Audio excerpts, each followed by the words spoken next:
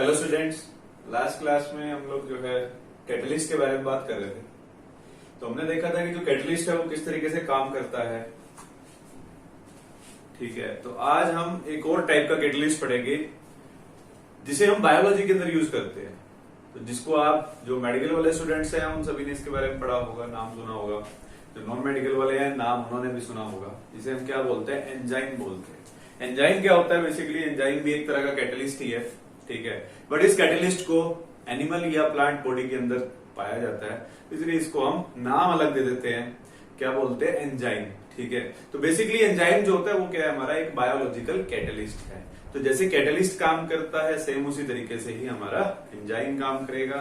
जो effects catalyst ने डाले थे रिएक्शन के ऊपर, क्या इफेक्ट डाले थे? बेसिकली कैटलिस्ट क्या करता है? रिएक्शन के रेट को इंक्रीज कर देता है, यानी कि जो भी रिएक्शन हो रही है उसके होने की जो स्पीड है उसको कैटलिस्ट बढ़ा देता है। और एंजाइम भी सेम वही काम करेगा। जो भी रिएक्शन हो रही है उस एंजाइम की प्रेजेंस में वो जल्दी हो जाएगी। In the absence of enzyme उसको होने में जरा टाइम लगेगा। तो आज हम पढ़ेंगे एंजाइम एक्टिविटी। कल हमने कैटलिस्ट के बारे में पढ़ा था, आज हम एंजाइम के बारे में।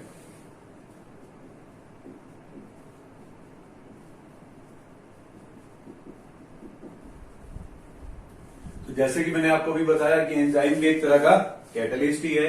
तो एंजाइम जो होता है इसको हम बायोलॉजिकल कैटलिस्ट भी कहते हैं।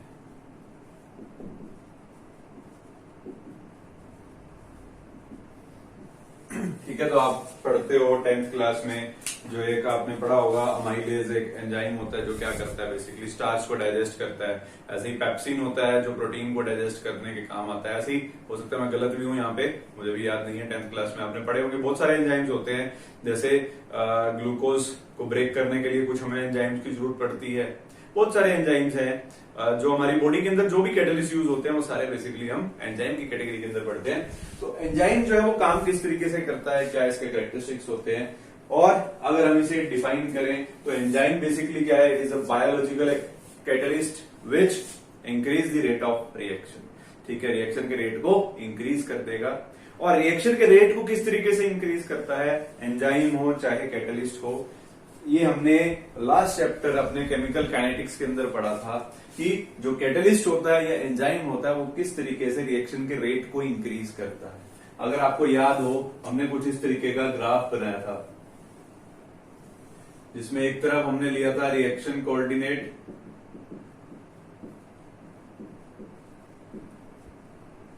और दूसरी तरफ हमने लिया था पोटेंशियल एनर्जी। आई होप याद होगा किस तरीके का ग्राफ बनाया था हमने। पोटेंशियल एनर्जी और रिएक्शन कोऑर्डिनेट के बीच में अगर हम ग्राफ बनाते हैं तो ग्राफ कैसा बनाया था हमने? ग्राफ कुछ इस तरीके से बनाया था कि अगर रिएक्शन को मैं यहां से स्टार्ट कर रहा हूं, यानी कि यहां पर रिएक्टेंट प्रेजेंट है, तो एक बारी कर्व इस तरीके से ऊपर की तरफ जाता है और फिर ऐसे नीचे की तरफ आ जाता है। आप सभी को याद हो कि ये जो एनर्जी का डिफरेंस होता है बिटवीन रिएक्टेंट एंड दिस, ये क्या था यहां पर? This was the activated complex. इस एनर्जी को हम क्या बोलते थे? Activation energy. यहां पर जो रिएक्टेंट थे ये एनर्जी किसकी थी? रिएक्टेंट की। ये एनर्जी किसकी थी? प्रोडक्ट की। और ये जो एनर्जी डिफरेंस था बिटवीन रिएक्टेंट एंड प्रोडक्ट, ये आपको क्या बताता था कि रिएक्शन जो है वो एक्सोथर्मिक होगी या फिर एंडोथर्मिक होगी। तो प्रोडक्ट की एनर्जी यहां पर आप देख सकते हो कि कम हो गई है, तो जो एनर्जी है वो रिलीज होगी। So the reaction will be exothermic. ठीक है, लास्ट क्लास में हमने सब पढ़ लिया था। तो इसमें हमने एक चीज पढ़ी थी कि अगर हम रिएक्शन के अंदर कैटलिस्ट या फिर एंजाइम डाल देते हैं तो जो रिएक्टेंट से प्रोडक्ट बनने का जो पाथ है, जो रास्ता है, वो रास्ता चेंज हो जाता है। जो पहले रिएक्टेंट पहले यहां तक जा रहा था, इस एनर्जी प्रोफाइल में इस हाइट तक पहुंच रहा था, अब after the addition of catalyst वो उतनी हाइट तक नहीं जाता है, उससे नीचे ही वापस आ जाएगा। So this is the effect of catalyst.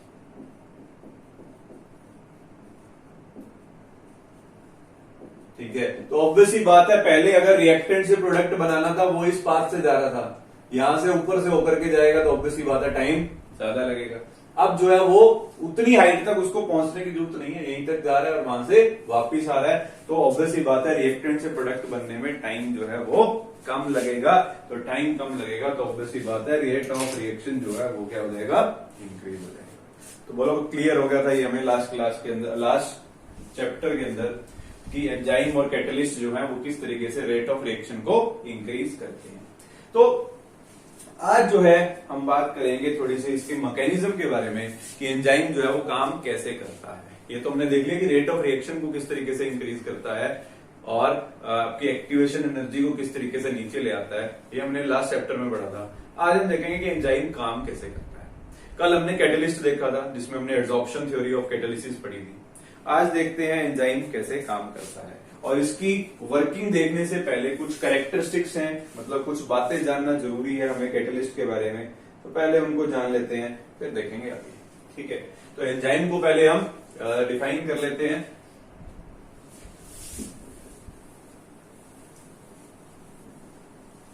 तो पहले एंजाइम को डिफाइन कर लेंगे, फिर देखेंगे इसकी activity. It is a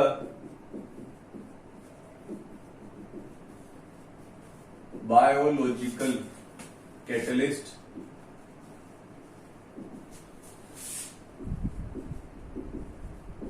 which increases the rate of reaction without itself being consumed in the reaction। तो जैसे हम कैटलिस्ट के बारे में पढ़ते थे कि रिएक्शन के अंदर कंज्यूम नहीं होगा और रिएक्टेंट से प्रोडक्ट बनाने में उसकी जो रेट है उसको इंक्रीज करने में हेल्प करेगा। तो उसी तरीके से एंजाइम जो है वो भी एक बायोलॉजिकल कैटलिस्ट है जो रिएक्शन के रेट को बढ़ाता है without itself being consumed in the reaction. Reaction के अंदर कंज्यूम नहीं होगा, इनिशियली जितना अमाउंट इसका डालोगे रिएक्शन के बाद उतना ही आपको मिल जाएगा। और नेक्स्ट देखें अगर इस एंजाइम के कुछ कैरेक्टरिस्टिक्स की किस क्या क्या चीजें हैं जो हमें एंजाइम के बारे में जाननी है।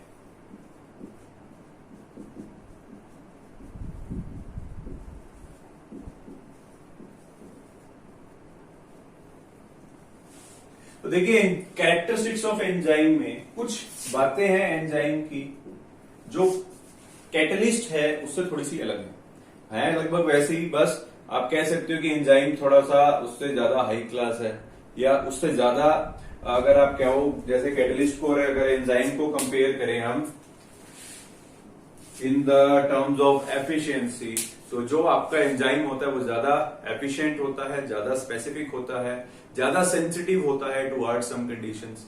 तो एंजाइम और कैटलिस्ट में थोड़ा सा ये डिफरेंस है।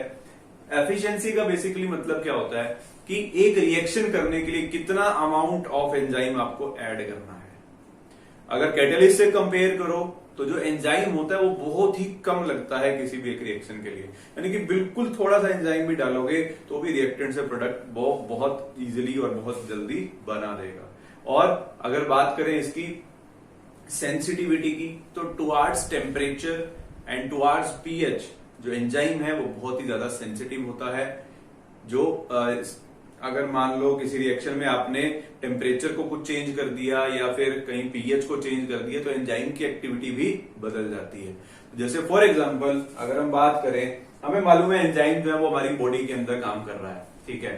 अगर हमें मान लो बुखार हो जाता है, कभी हमारा बॉडी का टेम्परेचर इंक्रीज हो गया या डिक्रीज हो गया, मोस्टली इंक्रीज ही देखा है हमने, हमारी बॉडी का टेम्परेचर अगर इंक्रीज हो जाता है तो हमारी बॉडी के अंदर जो एंजाइम्स प्रेजेंट हैं उनकी एक्टिविटी पर भी काफी फर्क पड़ता है, ठीक है। तो हमारी बॉडी में जब हमें बुखार होता है, फीवर होता है, उस टाइम पे बहुत ज्यादा टेम्परेचर तो इंक्रीज नहीं होता, ऐसा तो नहीं है 10 डिग्री बढ़ जाएगा, 15 डिग्री बढ़ जाएगा, 50 डिग्री बढ़ जाएगा, ऐसा तो नहीं होता। ज्यादा से ज्यादा 2, 3, 4 मैक्सिमम 5 डिग्री 6 डिग्री तक बढ़ जाएगा, इससे ज्यादा तो नहीं बढ़ सकता। तो 5-6 डिग्री 2-4 डिग्री चेंज करने पर ही एंजाइम की एक्टिविटी काफी बदल जाती है।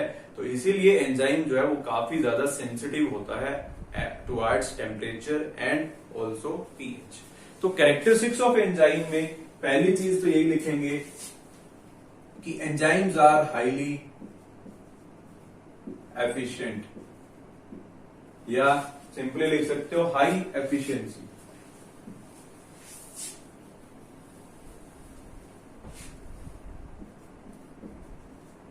वेरी हाई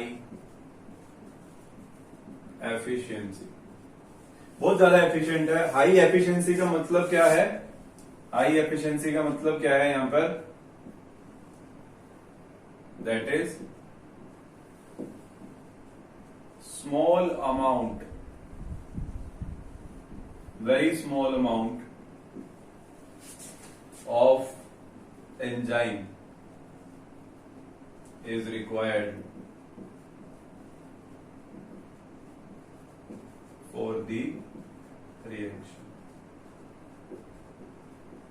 ठीक है, तो बहुत थोड़ा सा अमाउंट चाहिए किसी भी रिएक्शन को कैटालाइज करने के लिए या उसका रेट ऑफ रिएक्शन इंक्रीज करने के लिए। और दूसरा कैरेक्टरिस्टिक जैसे कि मैंने आपको भी बताया, हाईली सेंसिटिव है ये towards temperature and pH. Highly sensitive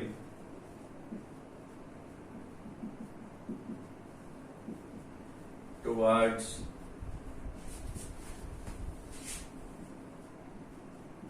temperature and pH, तो बहुत ज्यादा सेंसिटिव होता है टुवर्ड्स टेम्परेचर एंड पीएच।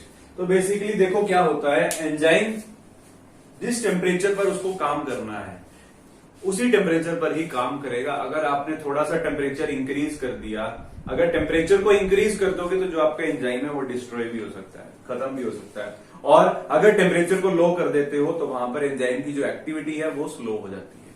ठीक है, तो और सेम ही है पीएच के लिए। अगर पीएच को आप बहुत ज्यादा एसिडिक कर दोगे, इंक्रीज कर दोगे, तो वहां पर क्या होगा, जो आपका एंजाइम है वो डिस्ट्रॉय भी हो सकता है और पीएच लो करने पर जो है इसकी एक्टिविटी कम हो जाती है। तो हाईली सेंसिटिव है towards temperature and pH.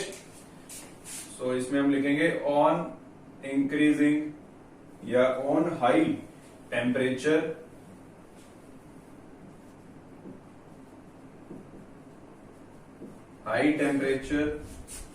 and pH,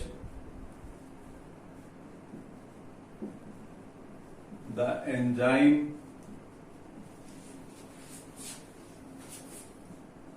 can destroy and at low temperature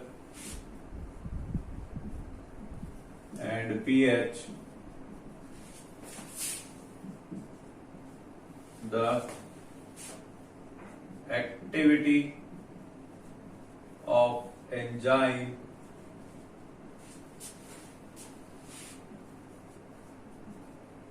get decreased। ठीक है, तो दूसरा कैरेक्टरिस्टिक जो है आपके एंजाइम का वो हो गया कि हाईली सेंसिटिव है टुवर्ड्स टेम्परेचर एंड पीएच। और अगर टेम्परेचर को आप इंक्रीज कर देते हो काफी ज्यादा इंक्रीज करने पर जो हमारा टेम्परेचर का एंजाइम है वो डिस्ट्रॉय हो सकता है। और लो टेम्परेचर पर जो इसकी एक्टिविटी है वो क्या हो जाती है, कम हो जाती है काफी। तो इसीलिए आपको जो टेम्परेचर और पीएच की कंडीशन है उसको बहुत ही देखना पड़ेगा, संभालना पड़ेगा कि टेम्परेचर भी ज्यादा ना हो और जो पीएच है वो भी जो है एक नॉर्मल रेंज के अंदर रहे, लगभग 5 to 7 के आसपास रहनी चाहिए पीएच। और जो टेम्परेचर है आपका, टेम्परेचर 298 से 310 केल्विन के आसपास होना चाहिए। ठीक है, तो टेम्परेचर जो है आपका पीएच, जैसे कि मैंने आपको बताया पीएच कितनी होनी चाहिए। जो अगर हम बात करें एंजाइम की, तो एंजाइम की जो एक्टिविटी है अगर आप उसके बेस्ट रिजल्ट चाहते हो तो जो पीएच है वो 5 to 7 होनी चाहिए और जो आपका टेम्परेचर है वो 298 से 310 केल्विन तक होना चाहिए। ठीक है, तो पीएच होनी चाहिए 5 to 7 और टेम्परेचर होना चाहिए आपका 298 से 310 केल्विन के बीच में। तो बेस्ट जो एंजाइम की एक्टिविटी है वो इस रेंज के अंदर काम करती है।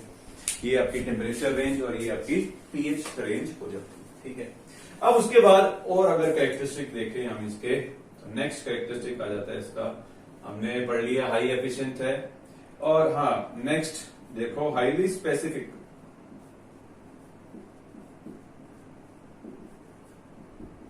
हाईली एफिशिएंट होने के साथ साथ जो आपका एंजाइम है वो हाईली स्पेसिफिक भी होता है। वैसे तो कैटलिस्ट भी स्पेसिफिक होते हैं, बट जो एंजाइम है, एंजाइम कैटलिस्ट जो नॉर्मल कैटलिस्ट है उनसे ज्यादा स्पेसिफिक होता है। स्पेसिफिक होने का मतलब एक पर्टिकुलर रिएक्शन के लिए एक ही एंजाइम यूज किया जा सकता है। ऐसा नहीं कि एक एंजाइम है उसको आप कई सारी रिएक्शन के अंदर यूज कर लोगे। एक एंजाइम है वो पर्टिकुलरली सिर्फ एक ही रिएक्शन के अंदर यूज किया जाएगा। बट अगर नॉर्मल कैटलिस्ट की बात करें तो जो नॉर्मल कैटलिस्ट होते हैं वो इतने ज्यादा एफिशिएंट, इतने ज्यादा स्पेसिफिक नहीं होते हैं। एक ही कैटलिस्ट को हम कई सारी रिएक्शंस के अंदर भी यूज कर सकते हैं। बट एंजाइम जो है वो एक रिएक्शन के लिए एक ही एंजाइम यूज होगा, ना तो उस एंजाइम को किसी और रिएक्शन में यूज कर सकते हो, ना उस रिएक्शन के लिए कोई और एंजाइम यूज कर जा सकता है। ठीक है, तो हाईली स्पेसिफिक है। So you can say only one specific enzyme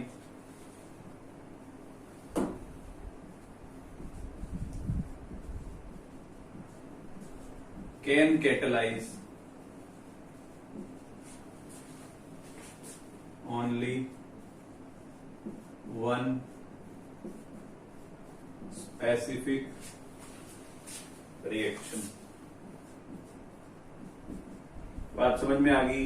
एक एंजाइम केवल एक रिएक्शन को कैटलाइज करेगा। सो एंजाइम्स आर हाईली स्पेसिफिक। और नेक्स्ट कैरेक्टरिस्टिक की अगर बात करें तो नेक्स्ट कैटलिस्ट, जैसे हमने कैटलिस्ट जो नॉर्मल कैटलिस्ट के अंदर पढ़ा था वहां हम बात करते थे हमारे प्रमोटर्स की या फिर पॉइजन की। हमने थोड़ा बहुत बात किया है इसके बारे में। जो कैटलिस्ट होते हैं, अगर उसके अंदर कोई सब्सटेंस आप ऐसा डाल देते हो जो उस कैटलिस्ट की एक्टिविटी को इंक्रीज करता है, उसे हम क्या बोलते हैं? प्रमोटर बोलते हैं। और अगर कोई ऐसा सब्सटेंस जो कैटलिस्ट की एक्टिविटी को कम कर दे, उसे हम क्या बोलते थे? पॉइजन बोलते थे। ठीक है, ये हमने पहले पढ़ा था कैटलिस्ट के लिए। अगर एंजाइम की बात करें तो एंजाइम के जो प्रमोटर्स होते हैं, या आप कह सकते हो कि जो एंजाइम की एक्टिविटी को इंक्रीज करते हैं, उन्हें हम बोलते हैं को एंजाइम्स। को एंजाइम का मतलब कि एंजाइम को उसकी एक्टिविटी के अंदर कोऑपरेट करेंगे। को का मतलब कोऑपरेट से समझ लीजिए। और जो दूसरी चीज है कि वो सब्सटेंस जो एंजाइम की एक्टिविटी को कम कर देगा, उसे हम क्या बोलते हैं? उसे बोलते हैं इनहिबिटर्स। ठीक है, तो दो चीजें इसके बाद, एक को एंजाइम्स एंड इनहिबिटर्स।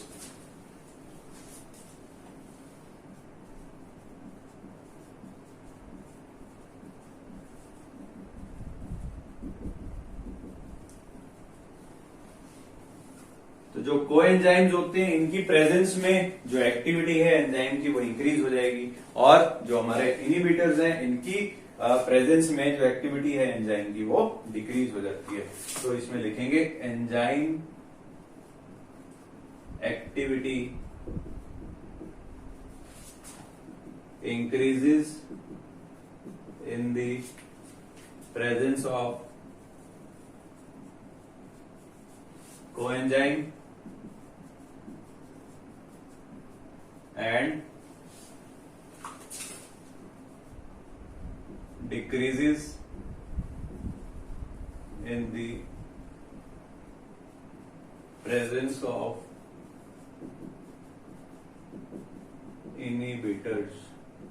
ठीक है, तो जो एंजाइम एक्टिविटी है वो कोएंजाइम की प्रेजेंस में तो इंक्रीज हो जाती है, और जो आपके इनहिबिटर्स हैं उसमें क्या हो जाएगी? डिक्रीज हो जाएगी। और एक चीज और, ये जो कोएंजाइम होते हैं, मोस्टली आपके कोएंजाइम जो होते हैं वो मेटल आयन्स होते हैं। जनरली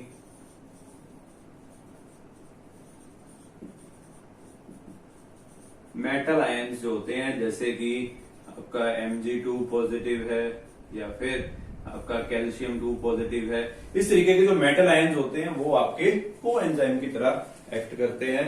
तो ये हो जाएगा आपके कैरेक्टरिस्टिक्स ऑफ एंजाइम।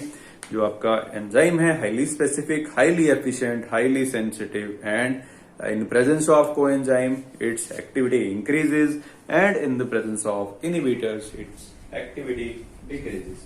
ठीक है, तो ये हो जाएगा आपका कुछ कैरेक्टरिस्टिक्स एंजाइम के बारे में। इसके बाद हम डिस्कस करेंगे कि जो एंजाइम है वो काम कैसे करता है, वर्किंग ऑफ एंजाइम या एंजाइम एक्टिविटी जो है वो किस तरीके से होती है, तो इसको नोट करेंगे फिर आगे।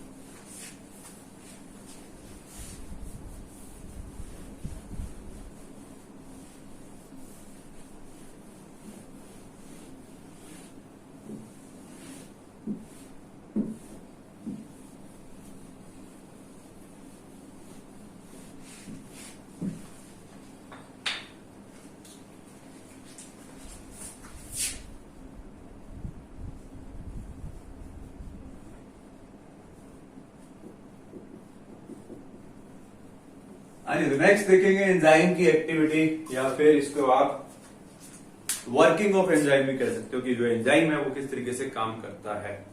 तो एंजाइम की अगर वर्किंग देखें तो जैसे हमने कैटलिस्ट के लिए वर्किंग देखी थी, कैटलिस्ट के अंदर तो जो आपका कैटलिस्ट था वो उसके लिए हमने एड्सॉर्प्शन थ्योरी पढ़ी थी। उसमें क्या था कि जो पहले रिएक्टेंट है वो एड्सॉर्ब होते थे उसके कैटलिस्ट के सरफेस के ऊपर, फिर वहां एड्सॉर्ब होने के दौरान ही वो क्या करते हैं, आपस में रिएक्ट करते हैं, फिर उससे वो अलग हो जाते हैं। तो जो एंजाइम है, एंजाइम के अंदर जो इसकी एक्टिविटी है उसके लिए आपने बायोलॉजी के अंदर पढ़ा होगा किस तरीके का मैकेनिज्म होता है, आपका लॉक एंड की मैकेनिज्म।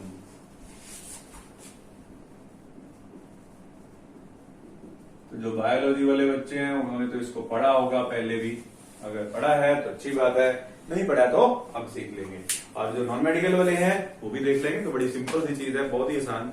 लॉक एंड की मैकेनिज्म, देखो यहां से जो मैंने अभी इसके कैरेक्टरिस्टिक्स बताए आपको एंजाइम के, हाईली स्पेसिफिक वहां हमने बात करी थी कि जो एक पर्टिकुलर एंजाइम एक पर्टिकुलर रिएक्टेंट के लिए ही काम करता है, और इसके नाम में ही आ जाता है, इसके जो वर्किंग हम पढ़ोगे उसके नाम में ही आ गया लॉक एंड की मैकेनिज्म। क्या मतलब है इस बात का, लॉक एंड की मैकेनिज्म का, कि जिस तरीके से एक ताले की एक ही चाबी होती है, उसी तरीके से एक पर्टिकुलर रिएक्टेंट के लिए एक ही एंजाइम यूज किया जा सकता है, और कोई एंजाइम उस रिएक्टेंट से प्रोडक्ट बनाने के लिए यूज नहीं किया जा सकता। ठीक है, तो इसीलिए हम यहां पर इसका नाम ही क्या रख दिया, लॉक एंड की मैकेनिज्म। अब इसके बाद लॉक एंड की मैकेनिज्म किस तरीके से काम करता है वो देखेंगे। देखो पहले तो नॉर्मल रिएक्शन लिखते हैं। नॉर्मल रिएक्शन, मान लो आपके कोई रिएक्टेंट है, रिएक्टेंट है जिसे हम सबस्ट्रेट भी बोलते हैं, रिएक्टेंट से बन रहा है आपका प्रोडक्ट। ठीक है, तो रिएक्टेंट या जिसे हम सबस्ट्रेट बोलते हैं उससे क्या बन रहा है, आपका प्रोडक्ट बन रहा है in the presence of enzyme ई।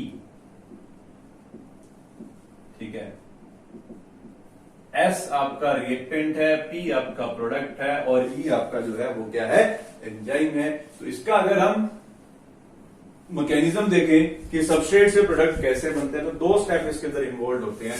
तो मैकेनिज्म देखिए अगर इस रिएक्शन का, तो उस मैकेनिज्म के अंदर हम क्या देखते हैं कि सबसे पहले स्टेप नंबर 1 के अंदर क्या होता है, जो एंजाइम और सबस्ट्रेट है, एंजाइम जो होता है वो क्या करता है, सबस्ट्रेट के साथ बाइंड करता है और क्या बनाता है, एंजाइम सबस्ट्रेट कॉम्प्लेक्स।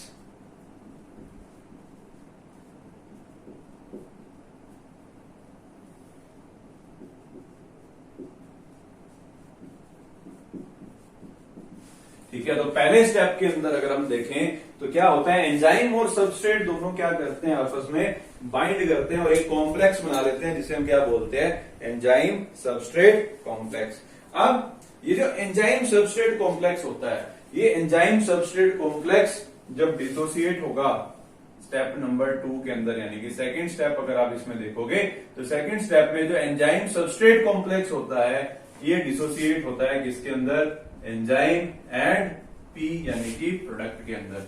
या पहले आप ये भी बोल सकते हो कि एंजाइम सबस्ट्रेट कॉम्प्लेक्स से पहले बना एंजाइम प्रोडक्ट कॉम्प्लेक्स, फिर वो डिसोसिएट हो गया। या सीधा भी लिख सकते हो कि एंजाइम सबस्ट्रेट कॉम्प्लेक्स जो है वो डिसोसिएट हो जाता है किसमें, एंजाइम एंड प्रोडक्ट के अंदर।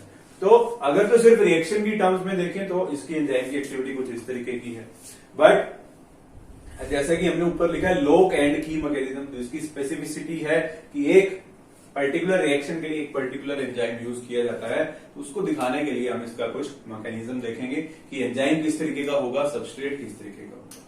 तो देखो जैसे आपके पास एंजाइम है ये,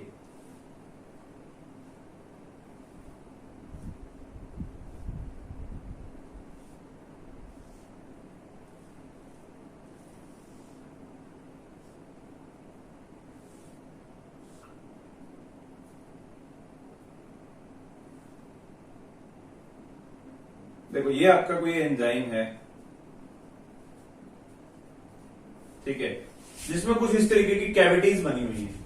अब जो आपका सबस्ट्रेट होगा जिसने इसके साथ बाइंड करना है, उसकी जो सूरत या उसका जो रंग रूप है वो इसकी कैविटीज के साथ मैच करना चाहिए। ठीक है, क्या बात बोली कि एंजाइम जो है उसके अंदर कुछ इस तरीके की कैविटीज हैं। अब जो सबस्ट्रेट इसके साथ बाइंड करेगा, अगर इसके अंदर इस तरीके की कैविटीज हैं तो वो जो आपका सबस्ट्रेट होगा उसमें इस तरीके की क्या होनी चाहिए, आउटग्रोथ होनी चाहिए, ताकि वो इसके अंदर फिट हो सके। तो जो आपका सबस्ट्रेट है, सबस्ट्रेट कुछ इस तरीके से नजर आएगा, जैसे कि यहां पर कैविटीज बनी हुई हैं, उस तरीके से अगर नजर आएगा तभी वो इसके साथ बाइंड कर पाएगा, अदरवाइज नहीं कर पाएगा। ठीक है, तो ये हो जाएगा आपका सबस्ट्रेट। तो अभी आप देख सकते हो एंजाइम और सबस्ट्रेट जो है वो डिफरेंट है। तो ये हो गया आपका पहला स्टेप। इसके बाद सेकंड स्टेप में हमें देखने को मिलेगा कि एंजाइम सबस्ट्रेट, एंजाइम और जो सबस्ट्रेट है वो क्या करेंगे, आपस में बाइंड कर देंगे। तो बाइंड करने के बाद कुछ इस तरीके से बन जाएगा आपका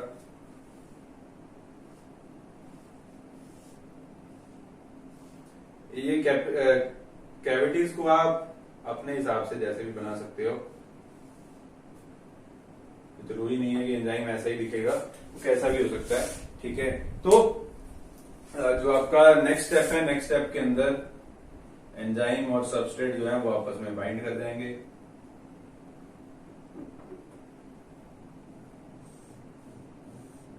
और इस कॉम्प्लेक्स को हमने क्या बोला था, एंजाइम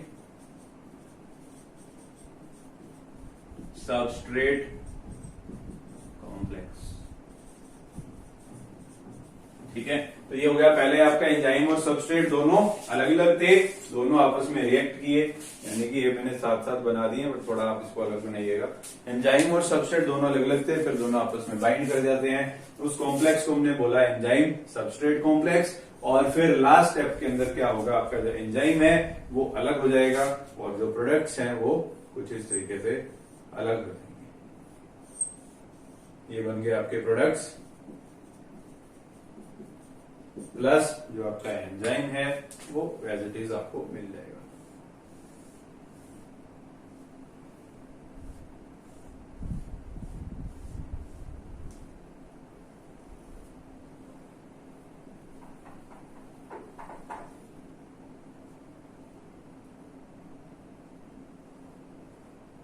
ठीक है, तो ये आपका एंजाइम अलग।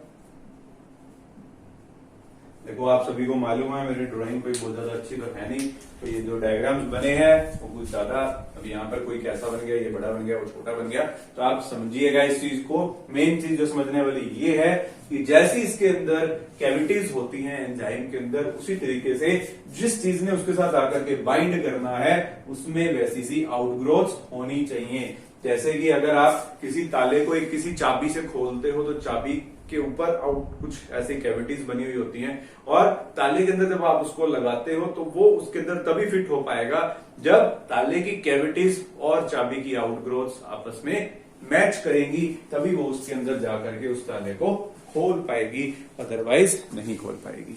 ठीक है, तो इस तरीके से कुछ काम करता है हमारा एंजाइम।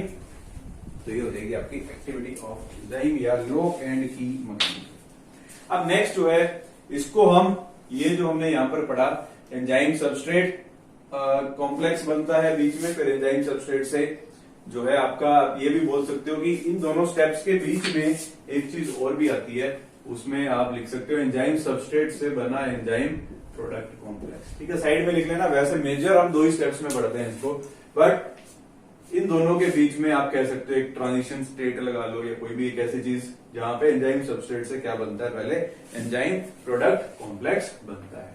ठीक है, तो इसको नोट करेंगे।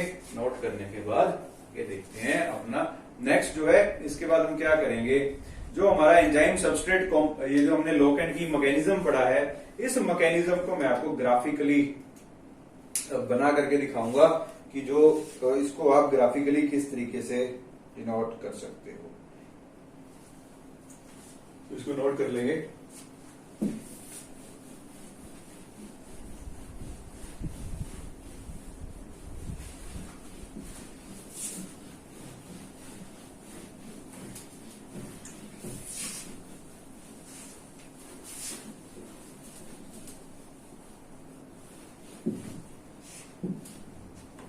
देखिए, जो हमने अभी एंजाइम एक्टिविटी पढ़ी, सिंपली अगर रिएक्शन लिखे तो कहीं पर सबस्ट्रेट से अगर प्रोडक्ट बन रहा है in the presence of E enzyme, तो इसका हमने मैकेनिज्म देखा। मैकेनिज्म के अंदर क्या चीज देखी, पहले तो एंजाइम और सबस्ट्रेट आपस में बाइंड होकर के एंजाइम सबस्ट्रेट कॉम्प्लेक्स बनाते हैं। फिर एंजाइम सबस्ट्रेट कॉम्प्लेक्स कन्वर्ट होता है किसमें, एंजाइम प्रोडक्ट कॉम्प्लेक्स के अंदर, और फिर जो है आपका एंजाइम प्रोडक्ट कॉम्प्लेक्स ब्रेक हो जाएगा एंजाइम प्लस प्रोडक्ट के अंदर। तो बेसिकली 3 ये चीजें हमें देखने को मिलती हैं हमारे एंजाइम की एक्टिविटी के अंदर। तो इसको अगर मैं ग्राफिकली दिखाने की कोशिश करूं, तो ग्राफिकली दिखाएंगे तो एक वाई एक्सिस पर मैं लूंगा पोटेंशियल एनर्जी, ठीक है, और एक्स एक्सिस पर मैं लूंगा रिएक्शन कोऑर्डिनेट। रिएक्शन कोऑर्डिनेट अब तक तो क्लियर हो ही गया होगा, बहुत बार लिख दिया अब तो मैंने इसको। रिएक्शन कोऑर्डिनेट का मतलब क्या होता है कि रिएक्शन जो है वो रिएक्टेंट से प्रोडक्ट की तरफ प्रोसीड कर रही है। ठीक है, तो यहां पर अगर मैं इसके ग्राफ बनाता हूं, जो एंजाइम की वर्किंग है उसका अगर ग्राफिकल रिप्रेजेंटेशन हम करते हैं तो वो किस तरीके से आएगा, ये देखते हैं। देखो, ये मान लेते हैं हमारा जो सबस्ट्रेट है उसकी इनिशियल एनर्जी है, यहां से जो है स्टार्ट हो रही है हमारी रिएक्शन। तो पहले एक बार थोड़ा सा ग्राफ ऊपर की तरफ जाएगा, ये आपका पहला स्टेप दिखाएगा। उसके बाद एकदम से ग्राफ नीचे आता है, ठीक है। फिर उसके बाद ये ग्राफ कुछ इस तरीके से ऊपर जाएगा, फिर ये ऐसे बनता है। तो जो हमारा लॉक एंड की मैकेनिज्म है, लॉक एंड की मैकेनिज्म को अगर मैं ग्राफिकली दिखाने की कोशिश करूं तो ग्राफिकली जो है ग्राफ कुछ इस तरीके से आता है। और जो यहां से स्टार्ट किया ये है आपके, यहां पर क्या है, सबस्ट्रेट या फिर कह सकते हो कि रिएक्टेंट है, और ये जो है ये आपके प्रोडक्ट की एनर्जी है। ठीक है, और जहां से ये स्टार्ट हुआ, अगर मैं यहां पर एक स्ट्रेट लाइन खींच देता हूं, ठीक है, तो कई बार आपसे क्वेश्चन पूछ लिया जाता है कि ये जो यहाँ पे एनर्जी डिक्रीज हो रही है ये क्या रिप्रेजेंट कर रही है, ये जो एनर्जी यहाँ पर इंक्रीज हो रही है ये क्या रिप्रेजेंट कर रही है, ये क्या रिप्रेजेंट कर रही है, और ये जो एनर्जी है ये क्या रिप्रेजेंट कर रही है। ठीक है, तो देखो क्या होता है, जनरली तो हम कर्व को इस तरीके से दिखा देते हैं, जनरली हम कर्व को कुछ इस तरीके से दिखा देते हैं कि एक बारी जो है रिएक्टेंट की एनर्जी इंक्रीज हुई, एक्टिवेटेड कॉम्प्लेक्स तक गई, और फिर वहां से जो है प्रोडक्ट बन करके नीचे आ गई। ठीक है, बट अगर उसको मैं नंबर ऑफ स्टेप्स के अंदर ब्रेक कर देता हूं, तो ब्रेक करने के बाद जो है ये ग्राफ कुछ इस तरीके से दिखाई हमें देता है। अब जो है ये 4 डिफरेंट हमें एनर्जी प्रोफाइल इसके अंदर नजर आ रहे हैं। देखो कौन कौन से, अगर आपसे क्वेश्चन पूछ ले कहीं पर कि बताओ ये जो पहला यहां पर आपने ये पहाड़ बनाया है ये क्या चीज रिप्रेजेंट करता है, ये दूसरी जो ये यहां पर हाइट नीचे की तरफ जा रही है ये क्या रिप्रेजेंट करती है, और अगर इसकी बात करो तो ये क्या रिप्रेजेंट करता है, और जो ये है ये क्या रिप्रेजेंट करता है। तो इस तरीके का क्वेश्चन आपसे कई बार पूछा जा सकता है कि ये जो आपको 3-4 चीजें नजर आ रही हैं, 3-4 इसकी आउट, कहीं पर ग्राफ ऊपर को जा रहा है, कहीं नीचे को, कहीं फिर ऊपर फिर नीचे को आ रहा है, तो ये क्या चीज रिप्रेजेंट करता है। तो ये बेसिकली आपको एंजाइम का मैकेनिज्म बता रहा है कि एंजाइम जो है किस तरीके से काम करता है। तो देखो, अगर ये मैं फर्स्ट कर्व की बात करूं जहां पर ये इस हाइट के ऊपर गया है, अगर इस कर्व की बात करें तो यहां पर जो है आप देख सकते हो सबसे पहला स्टेप जो है लोकेंट की मैकेनिज्म का, सबसे पहला स्टेप क्या था, enzyme plus substrate gives out enzyme substrate complex. तो जो पहला यहाँ पर हाइट, ये पहली जो हाइट आपको यहाँ पर नजर आ रही है, ये क्या रिप्रेजेंट कर रही है, फर्स्ट जो एनर्जी डिफरेंस है। आप देखो यहां से यहां तक की जो हाइट होती है, नीचे से लेकर के रिएक्टेंट की इनिशियल एनर्जी से लेकर के एक्टिवेटेड कॉम्प्लेक्स तक का जो एनर्जी डिफरेंस होता है वो क्या होती है, एक्टिवेशन एनर्जी। तो जो फर्स्ट ये एनर्जी है, ये है आपकी एक्टिवेशन एनर्जी फॉर, किसके लिए एक्टिवेशन एनर्जी, पहले स्टेप के लिए, जिसमें आप देख पा रहे हो कि enzyme plus substrate gives out enzyme substrate complex.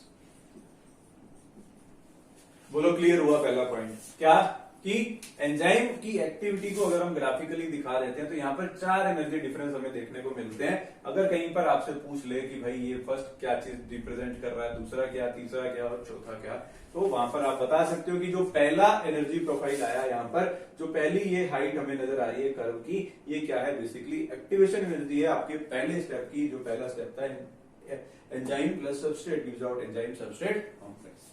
अगर सेकंड की बात करें, जो सेकंड एनर्जी प्रोफाइल है, देखो एक्टिवेशन एनर्जी हमेशा आपके रिएक्टेंट की एनर्जी से ज्यादा होगी। यहां पर क्या आप देख पा रहे हैं हम कि एनर्जी जो है वो डिक्रीज हो रही है। तो एनर्जी डिक्रीज, या आप कह सकते हो कि एनर्जी के अंदर कुछ चेंज आया है। तो जो चेंज ऑफ एनर्जी है यहाँ पर, वो किस चीज को रिप्रेजेंट कर रही है, कि जो हमारा एंजाइम सबस्ट्रेट, एंजाइम और सबस्ट्रेट से बना एंजाइम सबस्ट्रेट कॉम्प्लेक्स, ये क्या कर रही है, इसका चेंज इन एनर्जी आपको बता रही है कि जो एंजाइम सबस्ट्रेट है उसमें, यानी कि एंजाइम और सबस्ट्रेट जब अलग अलग थे उसमें, और एंजाइम सबस्ट्रेट जब जुड़ के कॉम्प्लेक्स बना दिए हैं, उन दोनों के अंदर एनर्जी का डिफरेंस कितना है। सो सेकंड चीज जो ये आपको यहां पर रिप्रेजेंट कर रही है, ये क्या रिप्रेजेंट कर रही है, delta E for E plus S gives out S. इस दौरान जो है एनर्जी का चेंज कितना आया। तो आप देख सकते हो कि यहां पर, यहां पहुंचने के बाद जो आपका एंजाइम सबस्ट्रेट कॉम्प्लेक्स बन चुका है, एंजाइम सबस्ट्रेट कॉम्प्लेक्स, और जो आपका इनिशियल था वहां पे बीच में पहले तो एनर्जी बढ़ती है, फिर उसके बाद डिक्रीज होती है, फिर आपका एंजाइम सबस्ट्रेट कॉम्प्लेक्स बन जाता है। ठीक है, और उसके बाद थर्ड पॉइंट अगर आप देखो, थर्ड पॉइंट क्या रिप्रेजेंट करता है, यहां पर आप देख सकते हो कि जो इनिशियली रिएक्टेंट से लेकर के जो ऊपर एक्टिवेटेड कॉम्प्लेक्स की जो हाइट होती है, वो क्या चीज रिप्रेजेंट करती है आपको, एक्टिवेशन एनर्जी रिप्रेजेंट करती है। और यहां पर जो एक्टिवेशन एनर्जी है वो किसकी रिप्रेजेंट करेगी, पहला स्टेप आप देख चुके हो, पहला स्टेप जो है उसके अंदर एंजाइम और सबस्ट्रेट जुड़ करके एंजाइम सबस्ट्रेट कॉम्प्लेक्स बनाया था उन्होंने।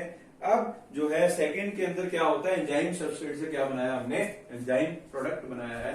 तो जो आपका थर्ड होगा, यहां पर थर्ड जो इसका कर्व नजर आ रहा है वो क्या रिप्रेजेंट कर रहा है आपको, activation energy for enzyme substrate to enzyme product. यानी कि एक्टिवेशन एनर्जी जो है एंजाइम सबस्ट्रेट से एंजाइम प्रोडक्ट बनाने के लिए कितनी है, वो दिखाती है आपको यहां से लेके यहां तक की हाइट।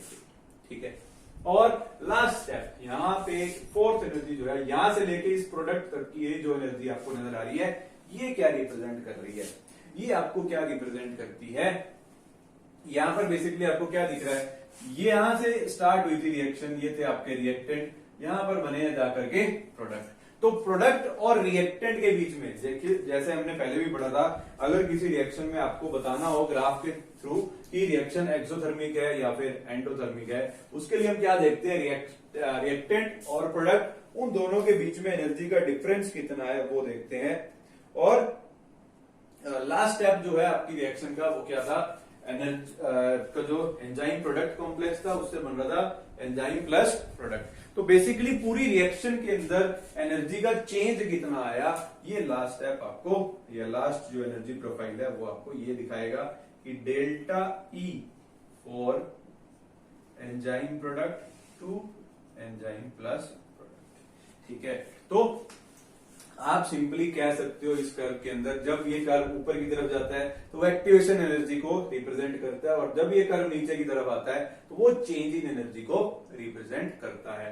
तो ये आपकी होगी एक्टिवेशन एनर्जी पहले स्टेप की, फिर होगी ये चेंज इन एनर्जी पहले स्टेप की, फिर उसके बाद ये हुई एक्टिवेशन एनर्जी आपके दूसरे स्टेप की, और ये हुई आपकी चेंज इन एनर्जी दूसरे स्टेप की। ठीक है, तो इस ग्राफ में बेसिकली आप देख सकते हो कि जो एंजाइम है वो किस तरीके से काम करता है और उसको हम ग्राफिकली कैसे रिप्रेजेंट करते हैं वो आप इस ग्राफ के थ्रू समझ सकते हो।